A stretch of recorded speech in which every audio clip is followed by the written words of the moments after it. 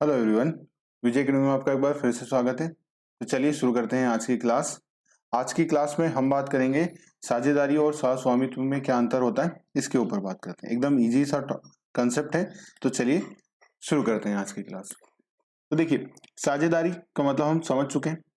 सह स्वामित्व का मतलब क्या होता है? को ऑनरशिप। अब को ऑनरशिप का मतलब क्या हुआ कि कोई भी एक प्रॉपर्टी या कोई भी एक संपत्ति है जिस पर दो लोग आपस में मिलकर के नॉर्मली अपनी ऑनरशिप शेयर कर रहे हैं। जैसे जैसे मान लीजिए कि ये प्लॉट था, ये एक प्लॉट था, ये इतना बड़ा प्लॉट था।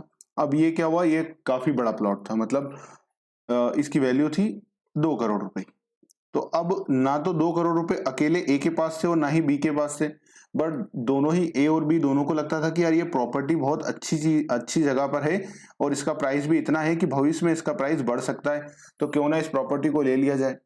बट 2 करोड़ रुपए किसी भी एक व्यक्ति के पास नहीं थे, तो ए और बी दोनों लोगों ने मिल करके क्या करा, इस प्रॉपर्टी को खरीद लिया और अपने नाम से रजिस्टर करा लिया। मतलब क्या हुआ, 50% इस प्रॉपर्टी का हिस्सा किसके पास था? ए के पास था, और 50% इस प्रॉपर्टी का हिस्सा किसके पास था? बी के पास था, ओनरशिप। तो ये क्या हो गई, इसे ही कहा जाएगा, इसे ही क्या कहा जाता है? इसे ही कहा जाता है स्वस्वामित्व। क्या कहा जाता है? सह स्वामित्व, मतलब को ऑनरशिप, जिसमें एक किसी संपत्ति पर दो या दो से ज्यादा लोग, मतलब मिनिमम कितने लोग होंगे? 2 लोग तो होंगे, जैसे ए और बी। अब मान लीजिए एक और प्रॉपर्टी खरीदनी थी इनको, ये दो प्रॉपर्टी हो गई, एक और प्रॉपर्टी खरीदनी थी, ये इतनी बड़ी प्रॉपर्टी, ठीक है। और इस प्रॉपर्टी की कीमत थी 10 करोड़ रुपए। तो ना तो 10 करोड़ रुपए ए के पास थे ना बी के पास थे, तो ए बी सी डी और ई, इन पांचों लोगों ने मिलकर के क्या करा, फिर इस प्रॉपर्टी को खरीदा। क्यों? क्योंकि ये प्रॉपर्टी इतनी बड़ी वैल्यू थी इसकी कि सभी के पास इतने, एक साथ सबके पास, एक केवल इंडिविजुअल के पास 10 करोड़ नहीं थे। तो अब इस 10 करोड़ के एक प्लॉट पर कितने लोग मिलकर के ले रहे हैं? ए भी है, बी भी है, सी भी है, डी भी है, ई भी है। तो इसे क्या कहा जाएगा? इसे भी कहा जाएगा को ऑनरशिप। तो मिनिमम को ऑनरशिप में कितने लोग होंगे? मिनिमम 2 होंगे। क्या ज्यादा हो सकते हैं? बिल्कुल हो सकते हैं, जैसे हमारे इस एग्जांपल में। तो अब क्या हुआ, ए भी इसमें ऑनर है, बी भी ऑनर है, सी भी ऑनर है, डी भी ऑनर है और ई भी ऑनर है। 5 लोग ऑनर है। तो ये कितने कितने परसेंट के? सपोज करिए 20-20% के, मतलब सबका 20-20% से हिस्सा है इस 100% की प्रॉपर्टी में। मतलब सबका कितना कितना वैल्यू का हिस्सा है? 2-2 करोड़ का हिस्सा है। तो इन जो A B C D E हैं, ये सब लोगों को आपस में क्या कहा जाएगा? इन्हें कहा जाएगा को ऑनर्स।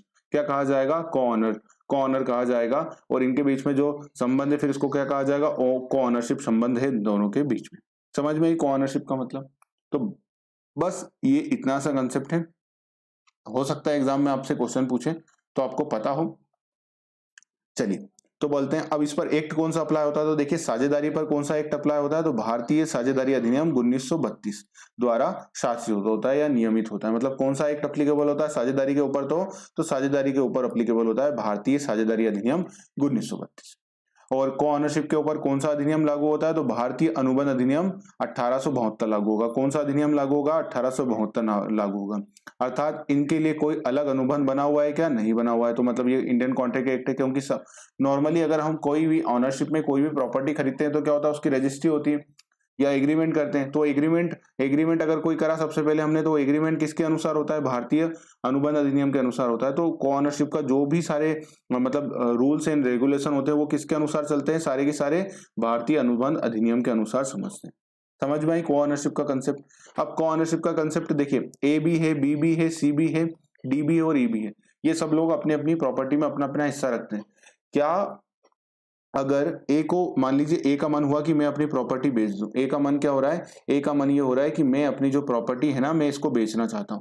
तो क्या ए अपनी प्रॉपर्टी को बेच सकता है? बिल्कुल बेच सकता है। आपका जो हिस्सा है आप बेच दीजिए।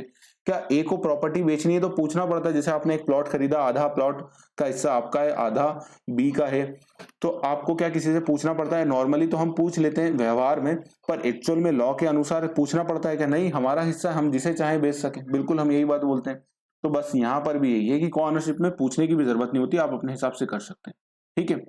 उत्पत्ति, क्रिएशन कैसे होता है? तो देखिए, भारत साझेदारी की उत्पत्ति कैसे होती है? ठहराव द्वारा होती है। इसकी उत्पत्ति भी कैसी होती है? अनुबंध से ना होकर संनियम के प्रभाव से या सामाजिक स्थिति से उत्पन्न होती है। कई बार क्या होती है, कैसी उस स्थिति से उत्पन्न होती है? सामाजिक स्थिति से उत्पन्न होती है। ठीक है। उद्देश्य क्या होता है, ऑब्जेक्टिव क्या होता है, क्यों बनाई जाती है, को ओनरशिप या साझेदारी क्यों की जाती है? तो देखिए इसका उद्देश्य क्या होता है, लाभ कमाना और उसे आपस में बांटना होता है। सब लोग मिल जाते हैं, लाभ कमाते हैं और क्या करते हैं, आपस में उसे बांटते हैं। इसका उद्देश्य क्या होता है, ना तो लाभ कमाना होता है और ना ही इसे बांटना होता है। क्या लाभ कमाना और बांटना होता है? नहीं। सब अपनी अपनी प्रॉपर्टी के मालिक हैं। यहाँ पर जैसे अगर ये प्रॉपर्टी के हिस्से हैं तो क्या इसलिए बनाई गई? नहीं, सबको अपनी अपनी जरूरत थी कि मेरे को इतना हिस्सा चाहिए, बस उसके लिए कर दिया गया। तो यहाँ पर कोई ऐसा मतलब हमारा कोई उद्देश्य इसलिए नहीं कि सब मिलकर के काम करेंगे और फिर कमाएंगे पैसे, ऐसा कुछ भी नहीं होता है। सब क्या होता है, अपनी अपनी प्रॉपर्टी का हिस्सा लेकर के रखते हैं, फिर जिसे जो करना हो वो कर सकते हैं। ठीक है। कारोबार का संचालन, अब क्या कोई प्रॉपर्टी में हम कारोबार, नॉर्मली कोई प्रॉपर्टी अगर हमने साथ में ली है तो क्या उसका कारोबार करते हैं? नहीं। तो प्रत्येक साझेदारी में फर्म के कारोबार का संचालन प्रत्यक्ष और अप्रत्यक्ष रूप से भाग लेने का अधिकार होता है। मतलब कोई भी साझेदार होता है या तो डायरेक्टली या इनडायरेक्टली क्या कर सकता है, पार्टिसिपेट कर सकता है, भाग ले सकता है। सहस्वामियों में इस प्रकार का अधिकार हो भी सकता है और नहीं भी हो सकता है। क्यों? क्योंकि अगर हमने जैसे मान लीजिए एक लैंड खरीदी थी, जैसे हमारे एग्जाम्पल में लैंड खरीदी थी, तो क्या लैंड का उद्देश्य ये था क्या, को ओनरशिप का उद्देश्य ये था क्या कि सब व्यापार करेंगे? नहीं, उन्होंने तो केवल क्या खरीदा था, एक प्लॉट खरीदा था प्रॉपर्टी का। अब अगर कोई व्यापार में को ओनरशिप है तो फिर वहां पर अगर मान लीजिए एक होटल खरीदा, सबने लोगों ने मिलकर के क्या खरीदा, होटल खरीदा, तो क्या वहां पर को ओनरशिप में फिर पार्टिसिपेशन करेंगे? बिल्कुल। क्यों? क्योंकि वहां पर क्या खरीदा, उन्होंने बिजनेस खरीदा है। ठीक है। पारस्परिक संबंध, इनका संबंध कैसा होता है, तो इनका संबंध पारस्परिक होता है। कैसा होता है? एजेंट का संबंध होता है, एक दूसरे का एजेंसी संबंध होता है। तो वही बात की जाएगी। साझेदार और साझेदारों के मध्य, साझेदारी और साझेदारों के मध्य क्या होता है, पारस्परिक संबंध विद्यमान होता है। अर्थात एक दूसरे के वो क्या होते हैं, एजेंट होते हैं। इनके बीच में क्या कोई पारस्परिक संबंध होता है? नहीं। सब अपनी अपनी प्रॉपर्टी के हिस्से के क्या होते हैं, खुद मालिक होते हैं। जैसे ये इनका ये इतने हिस्से के लिए ये मालिक है, इतने हिस्से के लिए ये मालिक है, इतने हिस्से के लिए ये मालिक है। तो सब अपने अपने हिस्से के क्या होते हैं, मालिक होते हैं। तो पृथक वैधानिक अस्तित्व रहता है, अर्थात एजेंट होना आवश्यक नहीं है। कोई एजेंट एजेंट संबंध होता है क्या? यहाँ पर नहीं होता है। चलिए बात करते हैं पॉइंट नंबर 6 पर। पॉइंट नंबर 6 क्या है, अधिकतम संख्या। तो देखिए यहाँ पर अधिकतम संख्या कितनी होती है, 50 होती है। और मिनिमम कितनी होती है, मिनिमम होती है 2। क्या यहाँ पर ऐसा कुछ है, स्वस्वामियों में अधिकतम संख्या का कोई प्रतिबंध नहीं है। क्यों? क्योंकि कितने भी लोगों को आप ओनरशिप में बना सकते हैं, इस पर कोई लिमिट लगाई भी नहीं जा सकती। मतलब नॉर्मली भी ये प्रोविजन नहीं किया जा सकता है, पॉसिबल भी नहीं है। क्यों? क्योंकि कितने लोग रखना है ये तो उस स्थिति के अनुसार है। तो यहाँ पर ऐसा कोई भी नहीं है। हितों का हस्तांतरण, देखिए यहाँ पर अगर कुछ भी हमको हस्तांतरण करना होता है तो क्या होता है, सभी साझेदारों की अनुमति लेनी पड़ती है। तो फर्म का कोई भी साझेदार अपने साझेदारी हित को ना तो बेच सकता है और ना ही अन्य को हस्तांतरित कर सकता है। क्यों नहीं कर सकता है? कब कर सकता है? नॉर्मली नहीं कर सकता, परंतु कब कर सकता है, परंतु वह अपने हित को अन्य सभी साझेदारों की सहमति से हस्तांतरित कर सकता है। मतलब जब सारे पार्टनर बोल देंगे, ऑल पार्टनर क्या बोल देंगे, ऑल पार्टनर इस बात के लिए बोल देंगे कि हाँ आप कर दीजिए, तो फिर ये कर सकते, नहीं तो सामान्यतः ही नहीं कर सकते।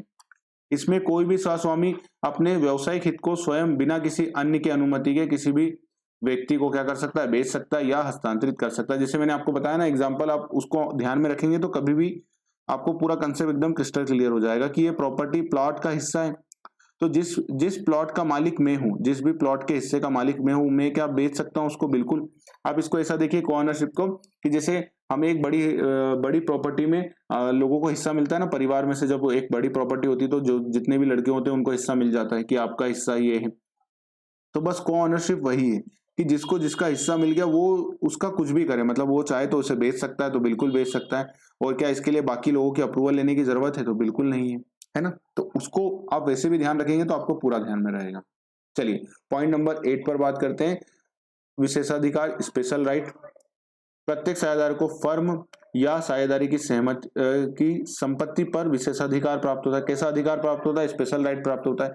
अब यहाँ पर जब आपस में कोई संबंध नहीं तो विशेषाधिकार की कोई बात ही नहीं होगी। सहस्वामियों में संयुक्त संपत्ति पर विशेषाधिकार प्राप्त नहीं होता है। ठीक है। उत्तराधिकार, उत्तराधिकार या सक्सेसर, है ना, सक्सेसर आ सकते हैं क्या, उत्तराधिकारी किसी को बनाया जा सकता है, उत्तराधिकार का यहाँ कंसेप्ट लागू होगा। तो देखिए साझेदारी में तो मैंने आपको बता ही दिया कि सारी चीजें किसके अनुसार होंगी, सभी साझेदारों की सहमति से। बट जो प्रॉपर्टी पर मेरा हिस्सा है क्या वो अपने बच्चों को मिल जाएगा? बिल्कुल अपने आप ही मिल जाएगा। तो बस वही कंसेप्ट यहाँ पर आ जाएगा कि फर्म के सभी साझेदार, फर्म में किसी भी साझेदार की मृत्यु हो जाने पर उसका उत्तराधिकारी साझेदारी में स्वतः साझेदार नहीं बन सकता है। वो कब बन सकता है? जब सभी साझेदार उसके लिए सहमत होंगे। अर्थात वह सभी साझेदार सभी पूर्व साझेदारों के क्या होना चाहिए, सहमति से ही साझेदार बन सकता है। मतलब जब बाकी सभी साझेदार क्या बोलेंगे, ऑल पार्टनर की क्या आएगी, यस आएगी, ऑल पार्टनर की यस आएगी, सभी सहमत होंगे तभी उसे साझेदारी में साझेदार बनाया जा सकता है, नहीं तो नहीं बनाया जा सकता। स्वामित्व की दशा में मतलब को ऑनरशिप की दशा में ऐसा कुछ होता है क्या, नहीं। जो जिस प्रॉपर्टी का पर्सन मालिक है, जिस भी हिस्से का वो मालिक है, अपने आप ही उसकी मृत्यु पर क्या होगा, उस प्रॉपर्टी किसको ट्रांसफर हो जाएगी, कौन उसका जो सक्सेसर है, जो उसका बच्चा है, वो उसका क्या हो जाता है, अपने आप मालिक बन जाता है। तो बस वही बात हो जाएगी कि स्वस्वामी की मृत्यु हो जाने पर उसका उत्तराधिकारी स्वतः ही स्वामी बन जाता है, अर्थात इसके लिए सहमति की आवश्यकता नहीं होती। क्यों नहीं होती, क्योंकि प्रॉपर्टी पे उसका अपना राइट है, पूरा राइट है, जो हिस्सा है उस पर पूरा राइट उसका बनता है, तो बिल्कुल इसलिए कोई भी इसमें रिक्वायरमेंट नहीं है। ग्रहणाधिकार है ना, राइट ऑफ लीन, फर्म के सभी साझेदार द्वारा फर्म के लिए किए गए खर्चों के, मतलब जो भी उन्होंने खर्चे करे उसके खर्चों के लिए उस पर साझेदारी फर्म की संपत्तियों पर क्या होता है, विशेष ग्रहणाधिकार होता है। मतलब अगर उसने कोई भी खर्चे करें, किसकी तरफ से खर्चे करें, फर्म की, तो फर्म की लाइबिलिटी चुकाने की थी, उन्होंने चुका दिया, तो उनका राइट तो होगा ना उस पैसों को लेने के लिए। तो वही बात की जा रही है कि अगर कोई फर्म की ओर से कोई साझेदार पैसे खर्चा करता है तो अल्टीमेटली किसने खर्चा करे थे, फर्म ने करे थे, तो उसका हक बनता है। तो बस वही बात यहाँ पर की जा रही है। अब यहाँ पर ऐसा कुछ होगा क्या, आप किसी की प्रॉपर्टी के ऊपर कब्जा कर सकते हो, नहीं, सबका अपना अपना स्वामित्व होता है, तो ये बात ही नहीं आएगी। स्वस्वामियों को स्वस्वामित्व की संपत्ति पर इस प्रकार का कोई ग्रहणाधिकार प्राप्त नहीं होता है। ठीक है, हितों का बंटवारा, डिवीजन ऑफ इंटरेस्ट, देखिए फर्म का कोई भी साझेदार साझेदारी की संपत्ति से अपने हित को अलग नहीं कर सकता। मतलब जो उसका राइट है वो उस पर ही रहेगा, और ना ही इसे बंटवारे की मांग कर सकता है। क्या हम ये कर सकते हैं कि ये साझेदारी फर्म बनी हुई है और इस फर्म को हम बोलेंगे कि जो मेरा मेरा हिस्सा मेरे को दे दो, नहीं, आप ऐसा नहीं कर सकते। या तो आपको क्या करना पड़ेगा, रिटायरमेंट लेना पड़ेगा, है ना, तभी हो सकता है, आप अपना अकेले हिस्सा नहीं मान सकते। बट यहाँ पर तो ऐसा कोई कंसेप्ट ही नहीं है, क्यों, क्योंकि अपने आप ही सब बटा रहता है ना, और अगर नहीं बटा है तो आप अपना हिस्सा ले सकते हैं। तो प्रत्येक स्वस्वामी अपने सहस्वामी को संपत्ति बांट सकता है या अलग कर सकता है। मतलब जिसका जितना प्लॉट का हिस्सा है, चाहे तो आप उसको अलग से दे भी सकते हैं, वही वाली बात है। रिस्पॉन्सिबिलिटी, यहाँ पर रिस्पॉन्सिबिलिटी क्या होती है, यहाँ पर रिस्पॉन्सिबिलिटी अनलिमिटेड होती है। क्यों, क्योंकि सब एजेंट होते हैं। पर को ऑनरशिप में क्या रिस्पॉन्सिबिलिटी अनलिमिटेड होती है, नहीं, जिसकी जितनी प्रॉपर्टी है बस उसका उतना ही तक दायित्व सीमित होता है। तो प्रत्येक साझेदारी फर्म के कार्य के लिए प्रति उत्तरदायी होगा। मतलब क्या होगा, जो भी साझेदार है वो फर्म के कार्य के प्रति क्या होगा, उत्तरदायी होगा, तथा फर्म साझेदार के प्रत्येक कार्य के प्रति दायी होती है। मतलब सब एक दूसरे के प्रति दायी होते हैं। क्यों, क्योंकि इनका रिलेशनशिप कैसा होता है, एजेंसी रिलेशनशिप होता है, और जो लाइबिलिटी होती है वो कैसी होती है, वो असीमित होती है। अर्थात प्रत्येक साझेदार का दायित्व कैसा होता है, अनलिमिटेड होता है, असीमित दायित्व होता है ना, अनलिमिटेड लाइबिलिटी होती है। इसमें प्रत्येक सहस्वामी का उत्तरदायित्व सीमित होता है। कैसे होता है, इनकी रिस्पॉन्सिबिलिटी सीमित होती है, क्योंकि प्रत्येक सहस्वामी का क्या होता है, का अपना अपना अलग अलग दायित्व होता है। अलग अलग दायित्व होता है मतलब जो जिस प्रॉपर्टी से रिलेटेड जितनी रिस्पॉन्सिबिलिटी बस उतनी ही होगी, है ना। तो बस ये यहाँ पर सबका अपना अपना दायित्व होता है, कोई किसी के लिए रिस्पॉन्सिबल यहाँ पर नहीं होता है। बात समझ में आ गई। चलिए बात करते हैं कंपनी पर आईएमपी है ना, ये अंतर अच्छे से ध्यान रखिएगा, इस पर एग्जाम में क्वेश्चन बन सकता है, तो ध्यान रखिएगा, है ना, आईएमपी है ये अंतर, इस पर एग्जाम में क्वेश्चन कंफर्म पूछा जा सकता है। ठीक है, अब देखिए साझेदारी में दिक्कत क्या थी, साझेदारी में सबसे बड़ी जो दिक्कत थी, जो साझेदारी व्यापार करने में सबसे बड़ा दिक्कत थी, वो क्या थी कि अनलिमिटेड लायबिलिटी। मतलब अगर कोई व्यक्ति की गलती से, कोई दूसरे व्यक्ति की गलती से, जैसे मान लीजिए आज ए बी सी तीन लोग मिलकर के व्यापार कर रहे थे, है ना। अब ए ने डिसीजन लिया कि हम इस तरह का व्यापार करेंगे, जबकि बी सी को उतना वायबल नहीं लग रहा था, मतलब उतना सही नहीं लग रहा था, पर फिर भी उन्होंने कहा कि ठीक है, ए बोल रहा है तो कर लेते हैं। अब हुआ क्या, इससे इनको बहुत बड़ा लॉस हुआ। क्या लॉस हुआ, बहुत बड़ा लॉस हुआ। तो अब ये कहने के कारण किसके कारण करा, बी सी ने, तो किसके कारण एग्री हुए, ए के कारण। अब लॉस क्या हुआ, बहुत बड़ा हो गया। तो अब जब बहुत बड़ा लॉस होगा तो होगा क्या, दिक्कत क्या आएगी, दिक्कत ये आएगी कि ये लॉस फिर अगर फर्म नहीं चुका पाएगी तो फिर क्या होगा, इंडिविजुअली ए बी और सी से लिया जाएगा और इनकी खुद की संपत्तियां, घर भी बेच दिया जाएगा। तो अब देखिए गलती ईमानदारी से देखा जाए तो किसके डिसीजन के कारण हुआ सबसे बड़ा लॉस, ए के कारण। पर इनका नुकसान किनको भुगतना पड़ रहा है, बी और सी को तो भुगतना पड़ ही पड़ रहा है। साथ ही साथ इनका जो घर था, मान लीजिए इनका घर था, ये घर भी बिक गया। तो अब जो इनकी फैमिली है, मतलब जो बी और सी के जो बच्चे थे, उनको भी भुगतना पड़ रहा है। मतलब गलती किनकी थी, गलती थी इनके लॉसेस की। तो ये बहुत बड़ा दिक्कत थी साझेदारी फर्म में। कि इतना बड़ा लॉस होता था, तो व्यापारी जब कोई व्यापार करने में साझेदारी फर्म में डरते थे। डरते क्यों थे कि अगर कुछ गलत हो गया, कुछ लॉस बड़ा हो गया, तो हमें तो नुकसान होगा ही होगा, हमारी फैमिली भी इसको नुकसान को झेलेगी, मतलब वो भी रोड पर आ सकते हैं अगर इतना सब कुछ हुआ। तो इसलिए फिर क्या डिसीजन लिया गया, इसलिए फिर व्यक्ति डरते थे, तो लॉ में क्या हुआ, लॉ में इंट्रोड्यूस की गई एक और कंसेप्ट, और उसका नाम क्या था, उसका नाम था कंपनी। अब कंपनी क्यों बनाई गई, कंपनी इसलिए बनाई गई, जो इसका सबसे बड़ा मेजर बेनिफिट था वो क्या था, एल मतलब लिमिटेड लाइबिलिटी। लिमिटेड लाइबिलिटी का मतलब ये था कि जो भी पर्सन इस कंपनी का सदस्य बनेगा उसकी लाइबिलिटी क्या होगी, लिमिटेड होगी। अब लिमिटेड होने का मतलब क्या है, यहाँ पर लिमिटेड होने का मतलब ये है कि अगर मान लीजिए एक सदस्य बन गए हैं, इनके कंपनी के शेयर होल्डर बन गए, अब उन्होंने शेयर खरीदे थे कितने, 10, कितने रुपए वाले, 100 रुपए वाले, ठीक है, 100 रुपए वाले। तो उनका दायित्व कितना है, उनका दायित्व है 1000 रुपए तक। मतलब 1000 रुपए तक का मतलब कैसा है कि 100 शेयर खरीदे थे, 10 शेयर खरीदे थे 100 रुपए वाले, तो आज कंपनी ने इनसे कितने ले लिए, 50 रुपए ले लिए 10 शेयरों पर, मतलब कितने ले लिए, 500 रुपए ले लिए। तो 500 रुपए इन्होंने दे दिए, अब इनको देना कितने बाकी है, 500 और देना बाकी है। तो भविष्य में अगर कंपनी को मान लीजिए कितने का लॉस हो गया, 100 करोड़ का लॉस हो गया, कितने का लॉस हो गया, 100 करोड़ का लॉस हो गया, तो भी कंपनी कितने ले सकती है इस व्यक्ति से, जो 500 रुपए बचे हुए ना उतने ही ले सकती है। तो सबसे बड़ा जो एडवांटेज था कंपनी में काम करने का वो यही था कि लिमिटेड लाइबिलिटी। अब कुछ भी हो जाए, कंपनी कितनी भी डूब जाए, कितना भी बड़ा लॉस हो जाए, इस अंशधारक का कितना दायित्व रहेगा, इस अंशधारक का केवल दायित्व रहेगा, वो कितना रहेगा, वो 500 रुपए का ही रहेगा बस। तो इसीलिए आज आप देखते होंगे कि कंपनियां कितनी ज्यादा प्रचलित है, हर व्यक्ति जो हर बड़ी बड़ी आपको सब जो बड़े बड़े व्यापार हो रहे हैं वो सब कायम हो रहे हैं, वो कंपनियों में हो रहे हैं। तो वो क्यों हो पा रहे हैं कंपनियों में, क्योंकि जो इसका सबसे बड़ा एडवांटेज क्या है, वो है लिमिटेड लाइबिलिटी, कि अगर कुछ गलत हुआ तो भी कितना नुकसान होगा, तो भी एक नुकसान जो है एक सीमित दायरे तक ही रहेगा। तो इसलिए लिमिटेड लाया गया। दूसरा जो एडवांटेज था कंपनियों का वो क्या था, पृथक वैधानिक अस्तित्व। मतलब इसमें सबसे बड़ा एडवांटेज क्या था, पृथक वैधानिक अस्तित्व का मतलब अगर कोई व्यक्ति मर जाता है तो भी कंपनी चलती रहेगी। दूसरा एडवांटेज क्या था कि ये व्यक्ति चाहे तो किसी को भी अपने शेयर आसानी से दे सकता है, इसके लिए अप्रूवल लेने की जरूरत नहीं है।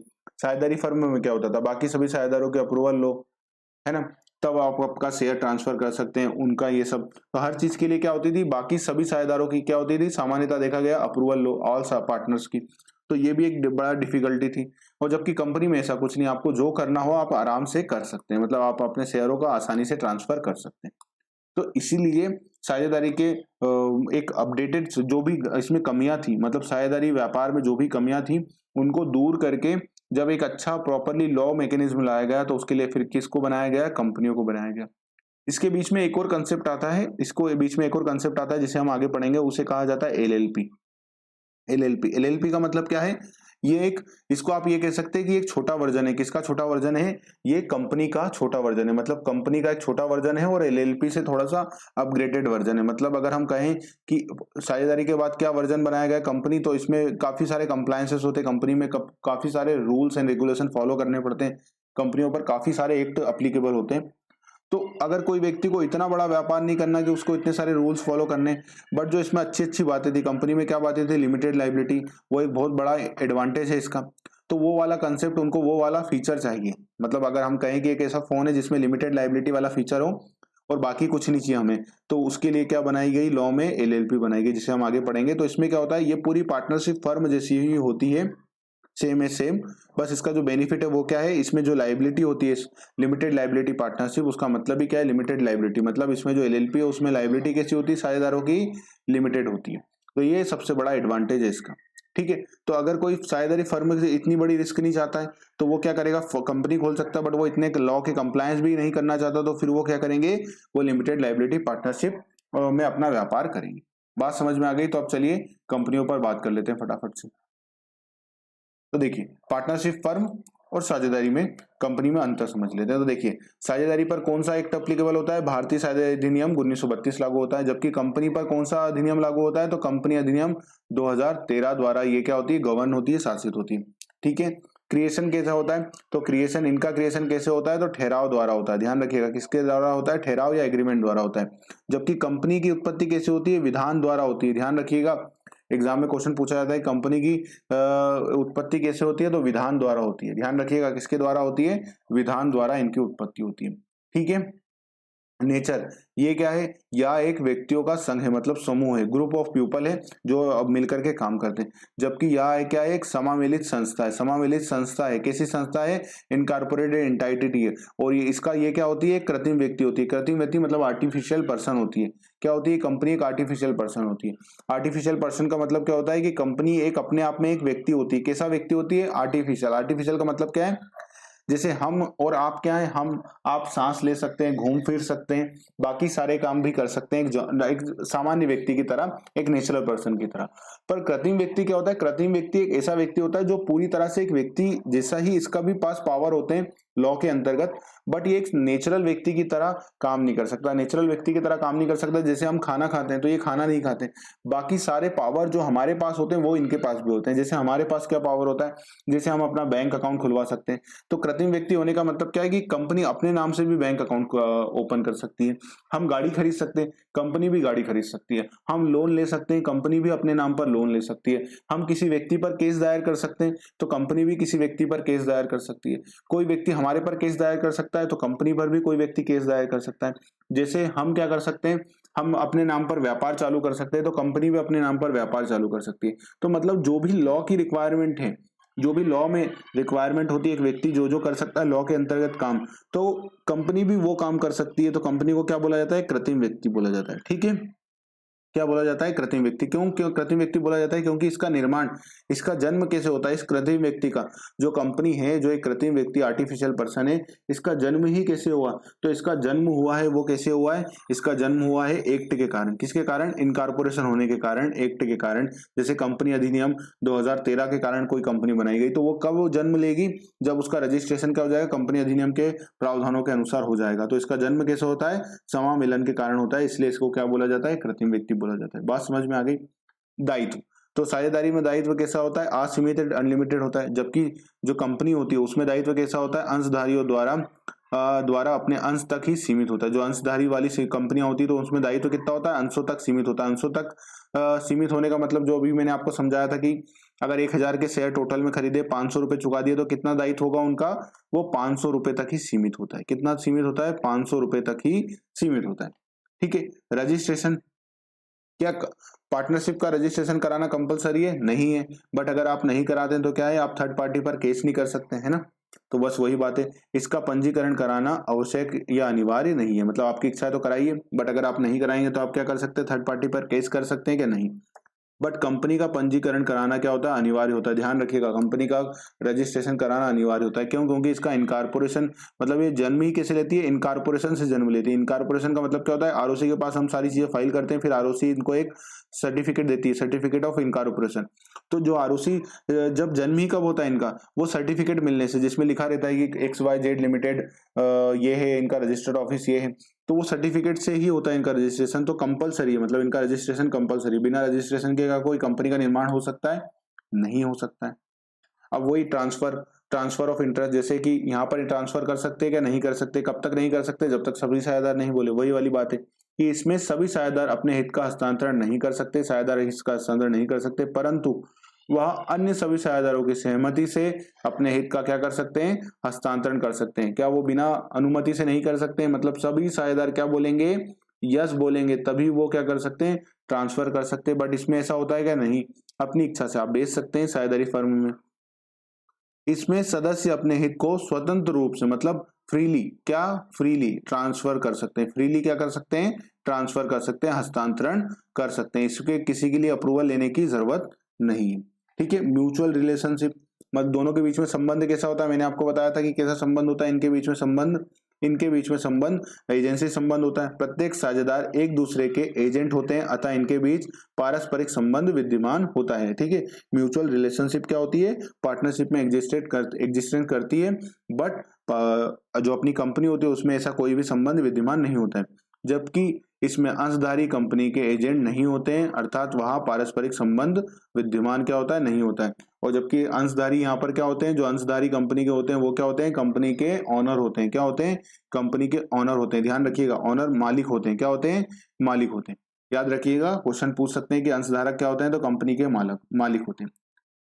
ऑडिट अंकेक्षण, इनके खातों का अंकेक्षण कराना अनिवार्य नहीं है बल्कि आवश्यक है। एक लिमिट होती है, उसके पहले अगर नीचे है तो आपका क्या क्या होता है, आवश्यक होता है। अनिवार्य नहीं है, मतलब आप कराएंगे तो अच्छा रहेगा। बट यहाँ पर कंपनी का ऑडिट कराना क्या होता है, कंपलसरी होता है, मतलब ऑडिट कराना ही है, चाहे कंपनी का व्यापार का स्तर कुछ भी हो, कराना आपको कंपलसरी होता है। समापन, डिसोल्यूशन कैसे होता है, तो देखिए साझेदारी फर्म में क्या होता है, किसी भी साझेदार की मृत्यु होने से, क्या होने से, मृत्यु होने की दशा में यह क्या हो जाता है, वो पागल हो जाता है, अनसाउंड माइंड का हो जाता है, या क्या हो जाता है, इंसॉल्वेंट हो जाता है, दिवालिया होने की दशा में। मतलब क्या क्या हो गया, अगर कोई साझेदार की मृत्यु हो गई, या वह क्या हो गया, पागल हो गया, या क्या हो गया, वो दिवालिया हो गया। तो ये जब तीनों ही चीजें हो जाती हैं तो क्या हो जाता है, जो साझेदारी फर्म होता है उसका क्या हो जाता है, समापन हो जाता है। ठीक है, समापन हुआ माना जाता है। जबकि सदस्य, यहाँ पर एक कंसेप्ट भी है, एक बहुत लॉ की लैंग्वेज में लिखा हुआ एक काफी है, कि अगर सभी साझेदार एक साथ बैठे हुए हैं, क्या हुआ है, सभी साझेदार एक साथ बैठे हुए हैं और वहां पर क्या गिर जाएगा, एटम बम गिर जाएगा। एटम बम मतलब जिसे हम कह सकते हैं कि वो एटम बम बोलते हैं ना, परमाणु बम। अगर सभी साझेदार एक साथ एक ही जगह पर बैठे हुए और वहां पर परमाणु बम गिर जाएगा तो क्या होगा, सारे साझेदार मर जाएंगे, तो क्या कंपनी का समापन हो जाएगा, तो कहा जाता है नहीं, कंपनी का समापन नहीं होता है। क्यों नहीं होता है, क्योंकि उनके लीगल हेयर क्या बन जाते हैं, सदस्य बन जाते हैं। तो बस वही बात है यहाँ पर कि सदस्य और अंशधारी की मृत्यु, पागलपन और दिवालिया होने की दशा में कंपनी का समापन नहीं होता है। क्यों नहीं होता है, क्योंकि इनमें क्या होता है, जैसे ही कोई व्यक्ति मरा, जैसे मान लीजिए ये व्यक्ति है, व्यक्ति मिस्टर ए के पास क्या है, टाटा कंपनी के शेयर है। अब जैसे टाटा कंपनी का 100% शेयर इन्हीं के पास है, सपोज टाटा कंपनी के जितने भी शेयर हैं वो किसके पास है, इनके पास है, और इनकी हो जाती है मृत्यु, तो क्या होगा, जैसे ही इनकी मृत्यु होगी, इनका जो बालक है, इनका जो मालक है, ये बालक है, इसका नाम क्या है, राहुल।